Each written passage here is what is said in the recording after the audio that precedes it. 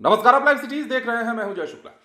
बिहार में शिक्षा व्यवस्था को पटरी पर लाने की तमाम कोशिशें की गई और आज भी वो कोशिशें जारी हैं।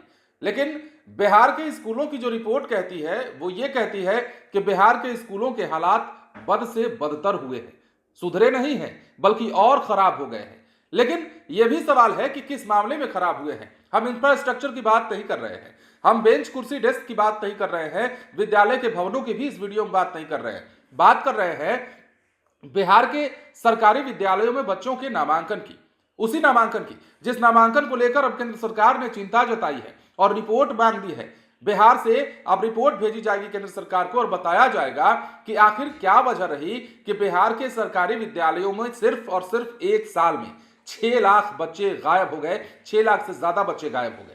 ये बच्चे गायब कैसे हुए? ये बच्चे नामांकन के तौर पर अगर हम बात करें तो ये बच्चे गायब हुए हैं, मतलब इतने सारे बच्चों का नामांकन बिहार के सरकारी विद्यालयों में घटा है एक साल में। और इसी की रिपोर्ट केंद्र सरकार ने अब बिहार से मांगी है।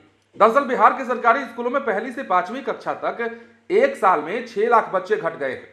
साल 2022-23 की तुलना में 2023-24 में नामांकन की संख्या में कमी दर्ज की गई है और यह खुलासा शिक्षा मंत्रालय की ओर से पीएम पोषण योजना के प्रोजेक्ट अप्रूवल बोर्ड की रिपोर्ट में हुआ है। वर्ष 2022-23 में पहली से 5वीं तक की कक्षा में 1,24,45,251 नामांकन हुआ था। अब यह संख्या 2023-24 में जब रिपोर्ट आया है, जब मामला सामने आया है तो कितना है आपको पता है? यह संख्या घटकर 1,18,17,896 रह गया है।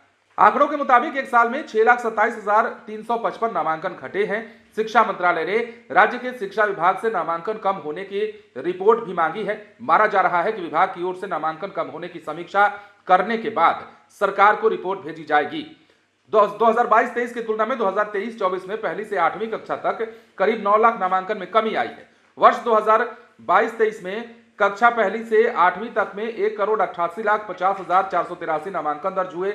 वहीं 2023-24 में 1,79,22,255 दाखिला हुआ है। ऐसे में एक साल में इन कक्षाओं में नामांकन 9,28,228 से भी कम हो गए हैं। तो ये चिंता की बात है और ये चिंता जो है वो सरकार को खाई जा रही है, केंद्र सरकार को खाई जा रही है। जब शिक्षा मंत्रालय केंद्र सरकार की ओर से रिपोर्ट जारी की गई है और कहा गया है कि बिहार के स्कूलों की हालात ये हैं, बिहार के स्कूलों की बदहाली ऐसी है नामांकन के मामले में कि एक साल में 1 से 5 तक की बात करें या फिर 1 से 8 तक की बात कर लेते हैं, तमाम कक्षाओं में विद्यालयों में बच्चों के नामांकन की संख्या 2022-23 के मुकाबले 2023-24 में घटी है। और ये वाकई में एक गंभीर मसला है, ये विचार करने की बात है और ये सोचने का विषय है कि बिहार के स्कूलों में इतनी सुधारात्मक कार्रवाई किए जाने के बाद, मास्टर साहब को इतना नकेल कसे जाने के बाद, इतनी सारी चीजें की जाने के बाद और पैसे खर्च किए जाने के बाद भी हालात अगर वही हैं तो कहां कमी रह गई है